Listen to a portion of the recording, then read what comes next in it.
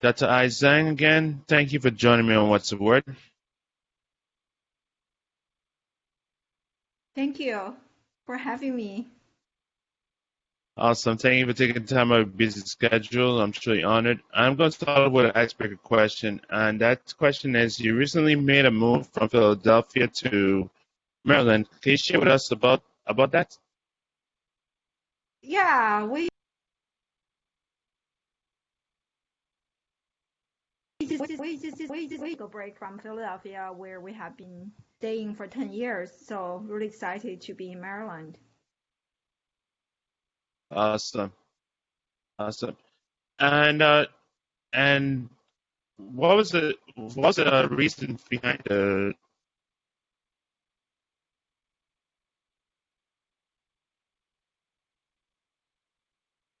What did you say? What's the reason? What? I lost you. what was the reason behind the move? Oh, my husband job change. Oh, oh, congratulations. That's really awesome. Awesome. So, so now can you share about Classroom Without Walls for those that might not know about it? Yeah, so I'm a professor turned entrepreneur. I taught in the classroom for 10 plus years, spent almost 2 decades in higher education. And then I resigned and decided to build a better system for the next generation.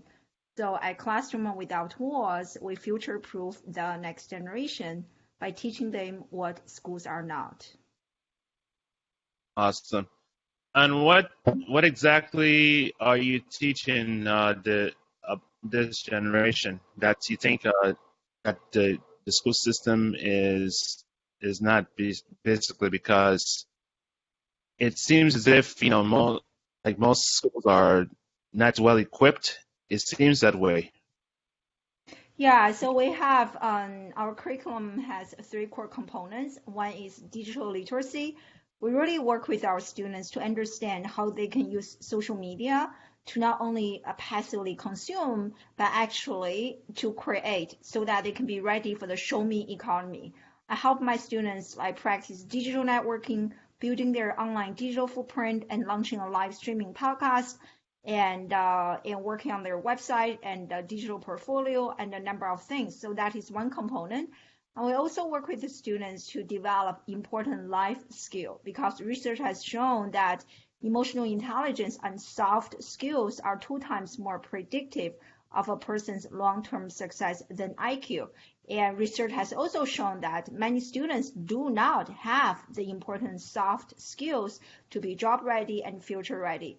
So that's the second component at our school, and which is life skill. So under life skill, we cover communication, collaboration, creativity, and critical thinking, creative problem solving, and also emotional intelligence.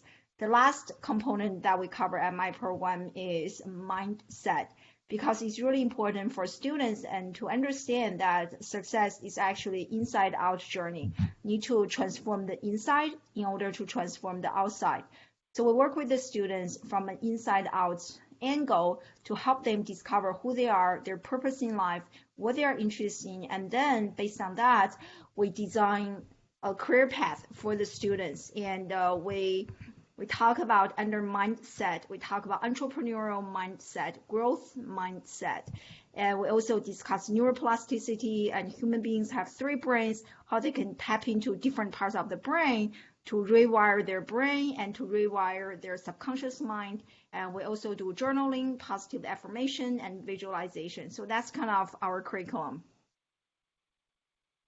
Oh wow, that's really amazing. So it's I mean it's really interesting because like right now I see like it seems as if like universities are moving towards STEMs and mostly business because that's what it seems as if that's where it's heading.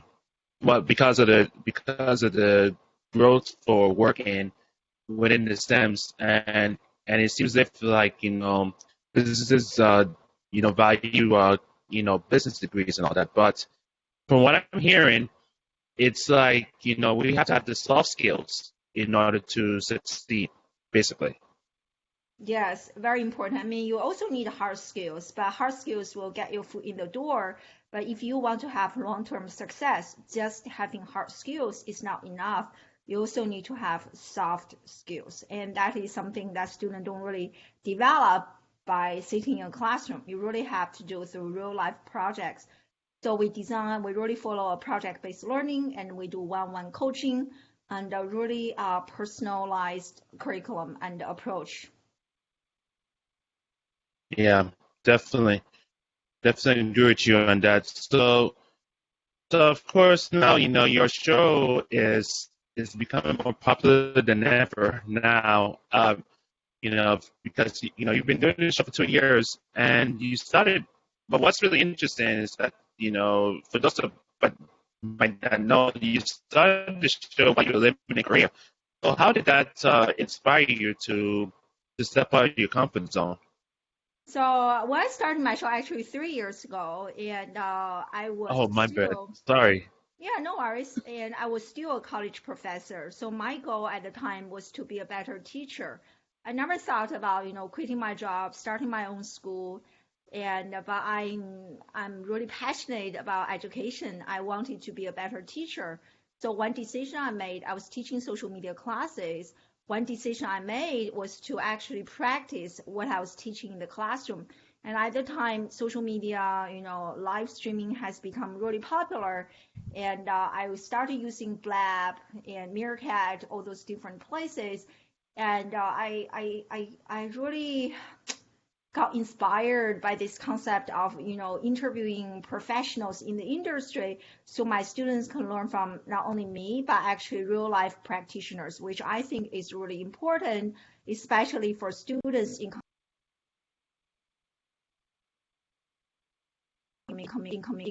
so important for them to actually know what is going on instead of only learning from textbooks, from academics. So that was really my inspiration and to start this. And also, I guess because we were in Korea, so I was teaching my classes online, and that's forced me to be even more creative with how I'm using the technology that is available to me. So I decided to give live streaming a try. Awesome. So, and of course now, you've had on big, important guests like from recently from especially us at Golden. And so, what do you think? People are gravitated like because now it seems as if most guests now are going towards like niche media. Like for example, like I saw a video like a couple of days ago when one of the lead singers for Hearts was talking with a YouTuber who was from music, and she was on there, and I was really amazed by that. And so, what do you think? People are gravitating more towards niche media now more than ever. I lost you for the most part of the question. The Oh, connection is really bad. I'm sorry. Why do you think people are gravitating more towards niche media? So I think, I actually now I have two live streaming shows, and one is on Friday, and that one focuses on social media marketing. I actually launched a new show last year, and that one focuses more on education. So we discuss, debate, and disrupt education. And the education show has really helped my business because almost all of my clients discover me through that particular podcast. And so I love live streaming because it is really interactive and gives my audience lots of power. Just recently, one of my viewers told me that, oh, she loves my show because she can have her questions answered immediately by me or my guest, and she loves that. And I think that is something people gravitate toward, which is this interactive nature and the fact that you are actually co-creating content with the host. I think that is really powerful. Awesome. Now there's an event that you are hosting that it's a 24-hour event global that's on education. Can you Yeah, share with us? Yeah, so my friends and I, 5 other educators and myself, we organized, which happened yesterday, a 24-hour global classroom event. And I think to me, the true power of social media and technology is not only to deliver content, right, which we all do right now. Everyone's doing like so many Zoom calls, and we mainly use this as a medium to deliver content. But I think the true power of technology and social media is to unite people, to humanize who we are. And so that's exactly what we did. The overarching theme of the event is using technology for good. So we had students and teachers from literally 40 people. And we did classroom connections and presentations. We also presented different languages like Portuguese and different languages, which is really exciting. We try to be as inclusive as possible. Fascinating, yeah. And so, yeah, pretty amazing. Yeah, definitely. So of course now, with the pandemic that's happening, many have now seen the value of doing of working remote, and especially in the education field. How do you think that has helped those who have been doing this beforehand? I mean, like for me, my business really took off during COVID, and I have been doing online education and running my own show, kind of doing online learning for like at least 4 or 5 years prior to the COVID. So I never thought online education would become this popular. So that has definitely helped me like be discovered by more people. And I was a guest on so many podcasts since COVID, webinar requests, and my own business, my own program has also grown a lot. And I'm very grateful.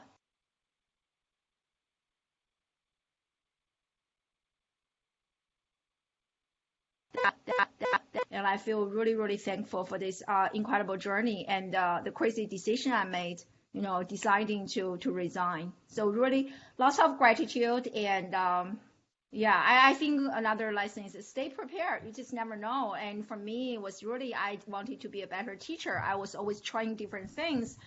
And I saw the power of online and decided to give this a try. So really just like stay ready.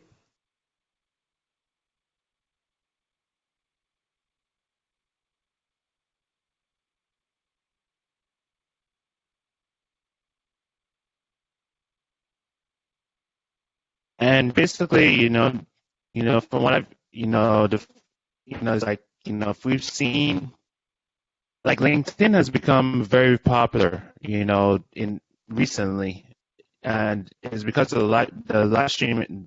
They've integrated live streaming. Why do you think more businesses should go towards live streaming? I think, as I mentioned earlier, right, we are into this H to H, human to human. I think a video is the most powerful way to humanize who you are, to connect with your audience. And we all want to support businesses or even influencers that we personally feel like this person is real, is like, authentic, is genuine. And I think it's a lot harder to fake it through camera, through video, especially if you do this consistently. So I think that's why. And also, I said earlier, this interactive, you can really invite your audience to be a part of your journey, writing a book or launching a program. I also do, so besides my live streaming shows where I interview other people, I also do solo training. And so every time I launch a major program, I do like a 5-part solo training. I just like teach my heart out, and super interactive. And so I think, yeah, every business, I mean, I completely built my business organically based on video or live streaming and video marketing, and works really well.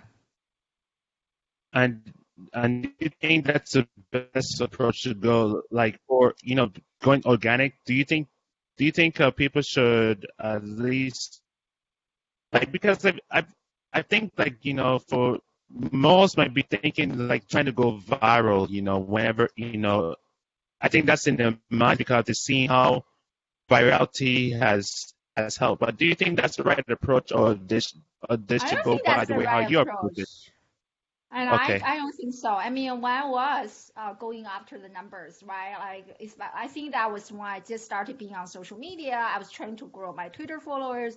Every time I gained a new follower, I was like, wow, so excited. But now I actually run a business. The first lesson I learned is that numbers do not mean like ROI, right? You can have, I mean, we all read stories like influencers trying to sell t-shirt, but couldn't.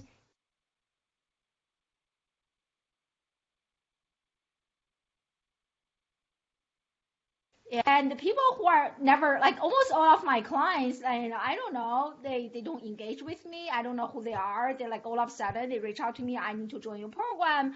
I've been following you for blah blah years, and I just love your content. So I think we need to shift our attention to, the vanity metrics, such as how many followers, to really meaningful. Are you actually producing quality content that is of value to your ideal audience? Are you talking about things that can really help them solve their problem? Are you producing content that is helping you build, people will like you, discover you, and trust you? So I think I will put a lot more energy to improve my product, improve my content than trying so hard to have, million followers. That is definitely not my strategy. I mean, even if maybe 5 people watching my show, but if I'm having the right people watching my show, I'm really happy. Like I used to have a lot more kind of social media engagement, things like that, but I wasn't making money.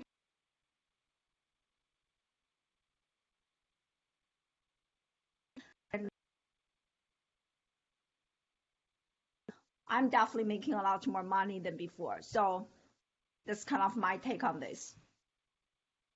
Yeah, I definitely agree with you on that big time. All right, so of course now I'm gonna allow you to ask a question on the show since you host your own live stream. So you go ahead and fire away. I lost you again. What did you say? I said I'm gonna allow you to ask me a question on the show since you host Ask your me a own live stream. question. So yes. Um, yeah, so I guess so it has been some time since we chatted. So what is new in your life? And what is new in your life? What's in my life? Well, not much really. It's just I'm still doing the podcast slowly but surely. But I've kind of adjusted it a bit now to where I'm gonna try to do it by seasons. It's Mhm. like probably sort like like how many have been doing it for some time. Doing the show by seasons, and of course just continuously writing up, of course, and and focusing. I've been focusing a lot more on getting stronger every day, and it has been great. I've actually seen a different, definitely have a different perspective on a lot of things. Since I've seen especially on Instagram, I've seen a lot of people who are getting more fitter even as they get older, and that is really encouraging to me. So I've been doing that, I've been doing that for 2 years now, and of course you already know the trainer already, and it's just been getting better and better every day. That's great. I'm happy for you. Thank you, and and of course and I got to add to like Winnie's son is great. So she's awesome as always, and her shows is getting better and better. And I guess it's just a lot of things that I'm just grateful for. Yeah, that's great. Yeah. She's she's lovely, a dear friend. Yeah. Definitely.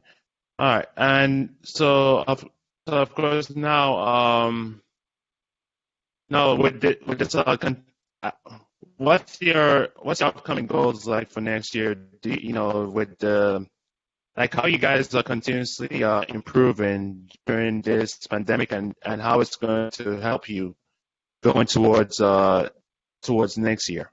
Yeah, definitely continue to grow my own company. And I recently interviewed Elaine Polefield, and she's a senior contributor to Forbes. And she has a book talking about $1 million business, and that is my goal. And so my immediate goal is to really get to that $250,000 mark. And once I reach that, and I hope to get to the $1 million mark. So that is a financial goal for myself. And before I was like, wow, that is impossible, $1 million business. But now I feel like, yeah, I can do it. So I think that's a huge internal shift for me. And that is what I hope, I realize the more money I make, the more people I can help. I have been doing a scholarship giveaway under Classroom Without Walls. And I would love to do more scholarship giveaway. But for me to do that, I need to first be more financially affluent. And so that's kind of my goal. Awesome. Three more questions. If you had the opportunity to interview someone you admired, past or present, on your show, who would that be? I mean, I think the person that I really admire is really Seth Godin. And I already interviewed him because I just love his work so much, and he's such a great marketer, but he's also an amazing educator. And my friend Julia McCoy and I were writing a book, Skip the College, Save the Tuition. And I reached out to Seth recently, and he has graciously agreed to be included in our book and supporting our message. So that makes me feel really, really happy. Like I just love him. Yeah, it's such a great marketer and educator. He's not really into the fluff, but actually doing quality work. So I like it. Awesome. Well, Dr. Ai Zhang, where can people find out more about Classrooms Without Walls?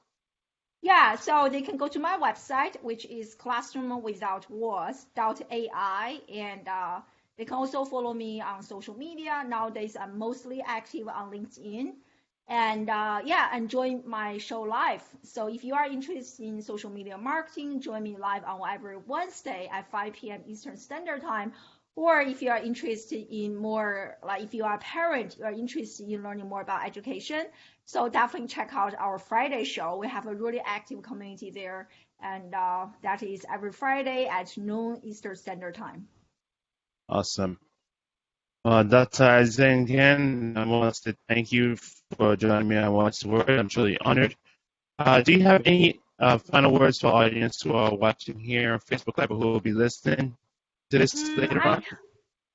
I think what I learned from my own journey is everything in life happens for a reason. And when I started my journey, it was really not a very pleasant beginning, because I think reinventing yourself, tapping into the unknown is very challenging, because I literally had no idea how this journey was going to unfold, because for my entire life, my identity was being a college professor. All of a sudden, I was talking about money, selling my, charging a fee, all those things, selling my program. It's not part of my identity. So that was hard already. Then I had also friends on a personal level kind of didn't really support me, and that's really affecting me on a deep level, starting to doubt myself. So reflecting on my journey, I want to share this with everyone. Everything in life happens for a reason. Now, I'm actually really grateful for what she did to me, because that really pushed me to challenge myself to go to a higher level. So I think if we can approach our life with a sense of gratitude, so now I run my business and there are still probably more challenges in life, but I appreciate, I receive and embrace everything that is in my life with a sense of gratitude. What is life trying to teach me through this, when it is happening, maybe you feel like stressed, unfair, like unpleasant, but try to approach it with a sense of gratitude. So if you can do that, I think that will really help you have the peace of mind to keep growing your business and grow who you are as a business owner and entrepreneur. That's kind of my biggest lesson. Awesome. Dr. Isaac, again, thank you for joining me on What's the Word. You're so welcome, Shwal. You're such a dear friend, so thank you so much for having me back. Awesome.